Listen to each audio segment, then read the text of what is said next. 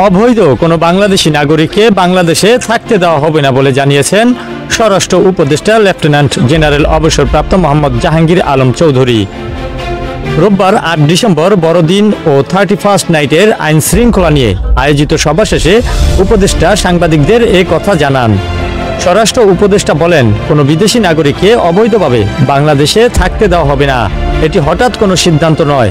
কতজন বিদেশি আছেন, কোন কোন দেশের বিদেশিরা আছেন, সেই তালিকা পাওয়ার পর সিদ্ধান্ত নেওয়া হবে তারা কতদিন পর্যন্ত এদেশে থাকতে পারবেন। সীমান্ত এলাকা পুরোপুরি নিরাপত্তার মধ্যে আছে জানিয়ে জাহাঙ্গীর আলম চৌধুরী বলেন, সীমান্তে অবৈধ অনুপ্রবেশ কোনোভাবেই বরদাস্ত করা হবে না।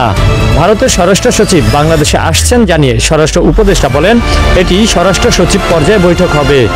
এই সময় জাহাঙ্গীর আলম চৌধুরী বলেন, 31st নাইট উপলক্ষে কোনো ধরনের আতশবাজি পোড়ানো এবং ফানুস ওড়ানো যাবে না। এছাড়া 31st নাইটে ইয়াং জেনারেশন একটু পানি টানি খায়, প্রকাশ্য ওটাও করা যাবে না বলে এমন মতামত প্রকাশ করেন।